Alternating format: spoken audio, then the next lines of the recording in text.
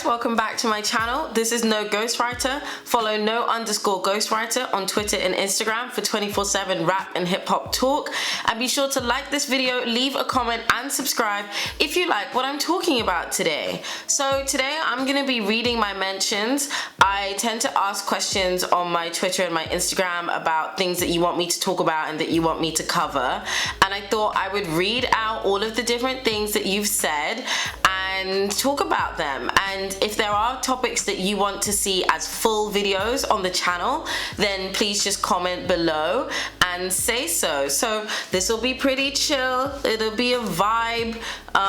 You know, grab a glass of wine or a cup of tea and let's just get into some opinions that you guys have in my mentions.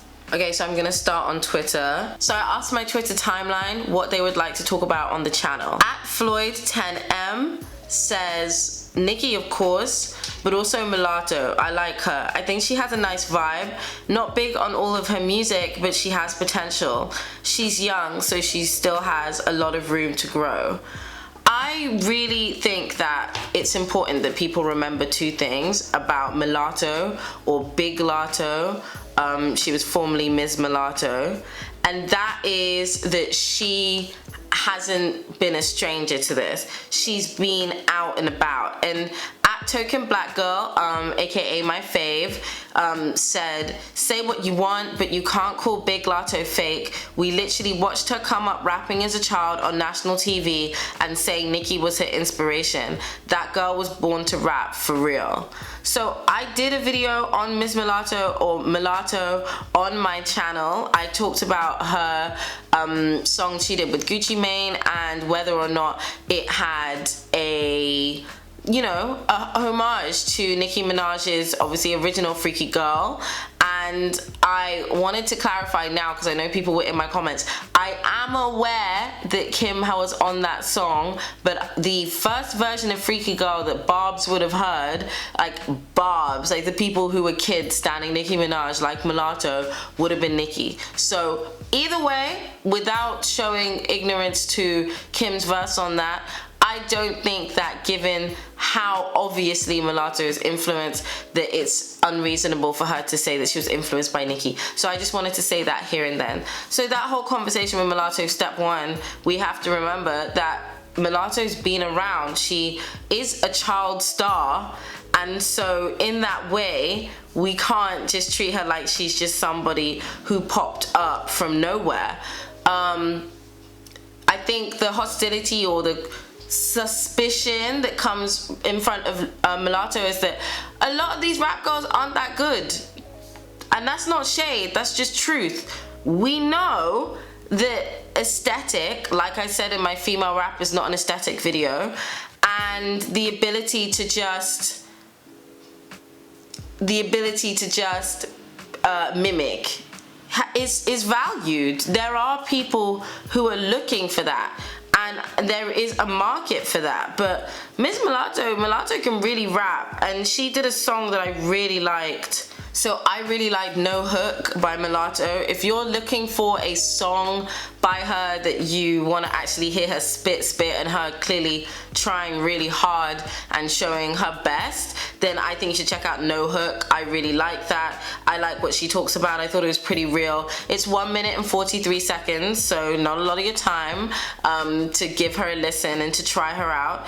But I agree that Mulatto has a lot of potential, and she's young and she's got room to grow. Obviously the other day Nicki came online and was active, which is quite rare for her. As we know, she is nursing a newborn baby, and so she took time, she came on Twitter to show some love to Asian Doll, who her ex-boyfriend King Von died this week, rest in peace to him. And so she's been really going through it, and so a lot of the female rap community have been throwing their arms around her, and that included Nicki. And so she was active, and she showed love to Erica Banks, recent signee to 1501 Entertainment. And if you're interested in hearing my legal podcast that I did on 1501 Entertainment and their former label signee Megan Thee Stallion, then you can check that out on my Legal Tea podcast. So that's a little plug for you if you're interested in talking about legal things. Miss Mulatto had a video where she was showing love to Nicki, as she usually does, because she is quite upfront about being a stan. The queen, Nicki, the queen. Put some respect on Nicki. My ultimate dream collab is Nicki Minaj. I stood in line for Pink Friday, cut my hair in a bang, pink undertone, all that when Nicki came out. Like, I'm like that. I'm a real barb, you know what I'm saying? So that's my dream collab. She the queen, you know what I'm saying? And my favorite song by Nicki, Dear Old Nicki. And that's probably like, if you would have asked me that a couple years ago, I probably wouldn't have had that answer. But like, the older I get, I can relate to that song. And especially like with me being an artist too. So I love Dear Old Nicki. And Nicki responded, my big baby Latto, sending all that love right back. She's dope. And then Nicki also tweeted, the love hit different when it's genuine. And I love that. So listen, Mulatto's got a Nicki cosign. Mulatto has had a history rapping. I do think it's safe to say that Ms. Mulatto is serious. I think she is a serious rap contender. And yeah, I think we should take her seriously. So that was good. If you want to do more videos on Mulatto, then let me know. I want everyone who listened to No Hook to tell me what you thought about it in the comments. Comment below what you think about No Hook by Mulatto, and tell me if you want to do more videos on her. I think she's really cool, and I think it's worthwhile getting to know her some more. Okay, up next, @NameCan'tBeBlank said, the industry forcing certain artists' music down the throats of people, all the tactics they're using to make these musical acts seem more successful and popular than they are, and manipulation of radio play and musical charts. And Bambi @Sucremelanin said something very similar. The evolution of payola and its impact on the music industry. Is rap dying as an art form due to these new artists who are only in the game for money and not music? Tracing the influence of Nicki on popular culture, the larger rap game, and her sons. So I will leave that third part of it to decide, because it's a separate topic that I'll get to. But just taking all of those first two comments and @NameCan'tBeBlank's tweet are very similar, and they're talking about a similar topic, and that is payola. So we've talked about payola a lot. I've mentioned it at times on the channel, especially in my video when I talked about Nicki Minaj going #1 with Trolls and with Say So. Because what was important about that time is that the Barbs had no playlisting. So playlisting is when you are able to listen to your favorite artist's music on the top playlists on the streaming platforms. And the powerful thing about playlisting is that it automatically promotes your song to a massive general audience. And so that's what I talked about in the video, because I explained that by going #1 with sales, the Barbs were able to challenge paid for advertising, or advertising that is strategically influential, because that's what playlisting is. It is advertising for a song, because you and I are not walking around on the street and seeing billboards of artists. Only artists with the budget are getting those billboards, you know, in the middle of London and whatever. That is advertising budget. But for a lot of artists, they don't have that international global budget like that. So what ends up happening is that they are able to maneuver themselves onto playlists, and playlists are essentially the music listeners' billboard. It is your sign, your advertising of, hey, listen to these songs, listen to this music. So if certain songs are on multiple different playlists, and if certain songs are constantly recommended to you for a very long time, and you listen to a certain playlist all the time, you are going to be fed more and more and more and more and more of this particular artist or their music. And there's different ways that artists can have their music distributed onto these playlists. Some of them are paid for. And so people look at this whole process and this whole system, and they can see how it can cause manipulation, because it can make artists appear to be very, very big and very, very popular, when in reality they are just being played to someone over and over again until that person just plays the artist. It's not an organically gained connection. And I think I'll say two things about that, and I want to be fair when I say these things. So the first thing I'll say, being fair and just being the devil's advocate here, lots of people are going to start to like music in different ways. Some people, you know, when it was radio that was really, really big, and radio is still influential, as I talked about in my video on whether Nicki Minaj was blackballed from radio. And you think about those times, you know, you'd be driving in the car or whatever, and songs would play, and then you would like those songs. And so that would make you like the artist and like the music, and now you're a fan. So you didn't start there organically, but it was through having the music played to you. And is there anything wrong with that in principle? I'm not sure. I don't think I can definitively say that I have a problem with that. But the second thing that I want to say bounces off that and challenges that position, because the difference between back in the day and now is that fans had to go out and physically purchase music. And the thing that I think people misunderstand about Nicki Minaj's fans is that they were standing in line to buy Pink Friday, as Mulatto said so herself. That was the days when, to show that you liked an artist and you wanted to consume more of their music, whether or not you heard the artist on the radio or whatever, you packed up your little bag and you put a coat on and you went to go stand in line for Pink Friday. That's what you did. You had to physically go to the store and purchase the CD disc. Let me show you what I mean. These are what we call physical copies. You see this? A physical CD, a CD disc, a record, like actual vinyl. That's what we mean. When people were getting pure sales, it was through selling hundreds of thousands, millions of these things. So there is a difference between that and, oh, you hear an artist's music over and over again on a playlist, and then you decide to just click, hear more from this artist, play. That isn't discovering music that you're necessarily going to be in love with.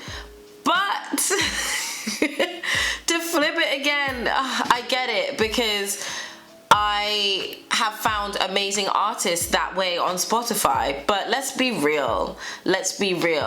Having an artist on an indie playlist that is curated by someone who's actually got an ear for good music and talent is not the same as a massive industry influenced playlist that is designed to get certain artists hundreds of millions of streams.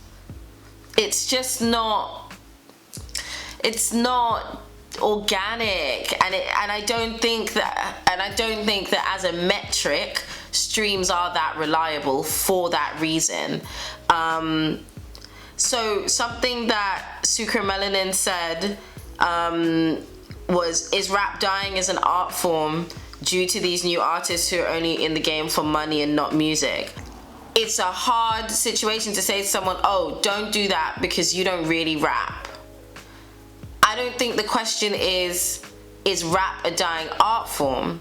The question is rap more valuable or less valuable because of, or equally as valuable because of the predominance of these hip-hop entrepreneurs who are able to saturate the hip-hop market and landscape with music that is clearly designed to be more profit generating than profound.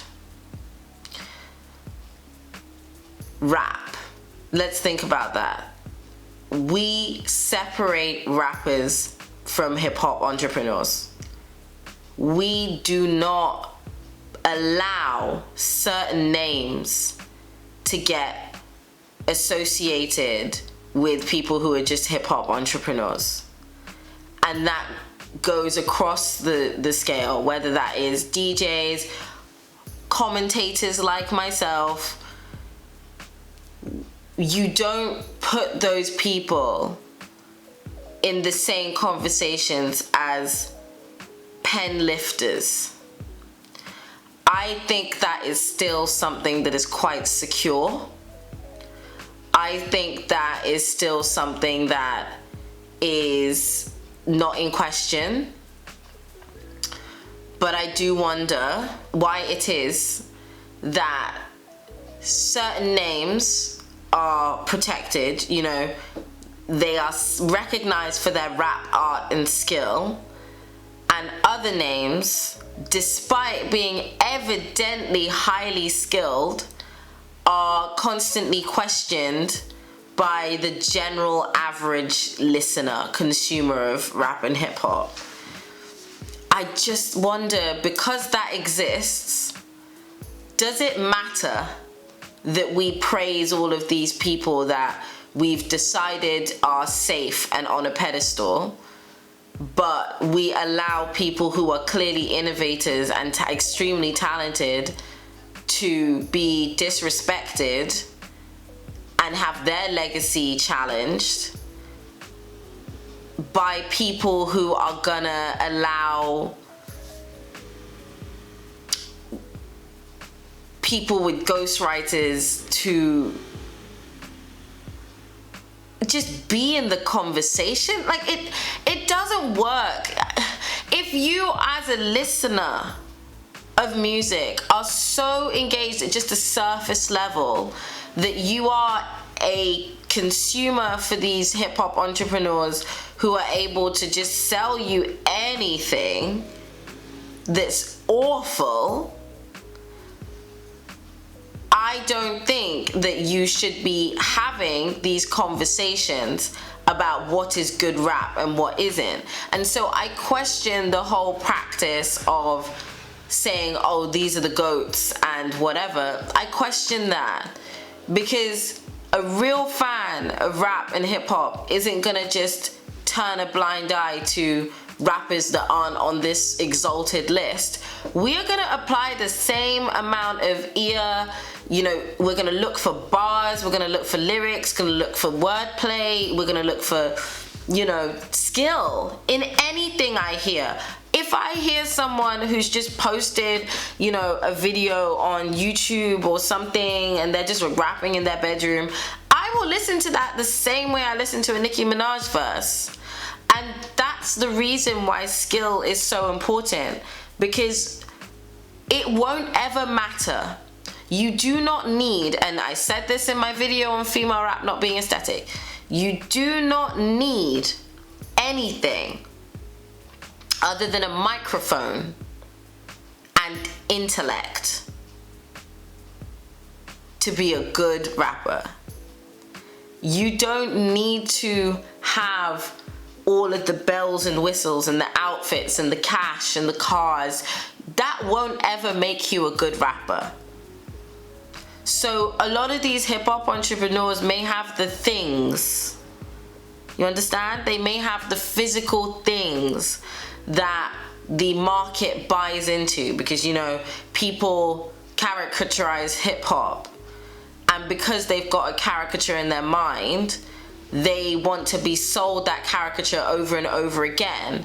So if you sell people the lifestyle and the image, they'll buy it. Not necessarily because it's coming from you in particular, but just because they want to buy the lifestyle and the image. So what does that mean? It means that rap is still gonna be an art form that is in existence because people like me and you, if you're watching this video, care about that thing. We care about that thing called rap. So I don't think as an art form it will go anywhere. But I think that so long as people who don't really love this rap thing, like they don't really love it with their heart and soul, are able to influence the conversation, influence who gets rewarded and praised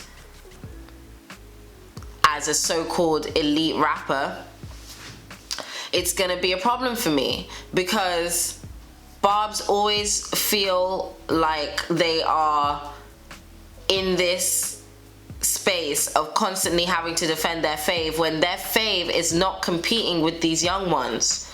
Their fave has been doing this for 12 plus years. Their fave has been out here. So they get some kind of way thinking, why do you want me to defend her against new people? Why do I need to constantly, you know, defend my fave like that? Why can't she just have that respect? That is because people who are not rap fans are making, you know, they're having conversation on what is or isn't good rap. So as long as that's able to happen and people allow that to happen and we don't question, are you really a rap fan?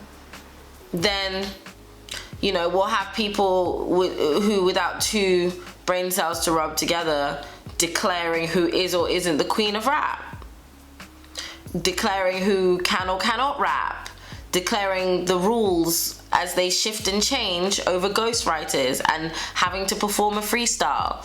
You know, you're just gonna see all of the flippy floppy wishy-washiness that you saw, you know, where I discussed the Nicki hate train and also why Nicki Minaj didn't sign the female rapper 360 deal. There's so much questions that we have to start asking about who is able to influence the industry. Who are these internal gatekeepers who are influencing how people receive who is or isn't worthy in rap and hip hop? These are the things that I think about. Sorry to go on a really long rant, but it's really true. So speaking of Lexi says, do you think Nicki has passed her prime or has still yet to reach it? I think people need to think about this in the same way that we see athletes. Athletes will always have a time where they are going to be their youngest, and for some artists, athletes, for some athletes, it's when they're going to be their fittest. But a good athlete or a good sports person is not only able to maintain, but they're able to develop new skills. And I think people need to understand that Nicki Minaj being present and charting and just being generally out here after 12 years, going #1 twice,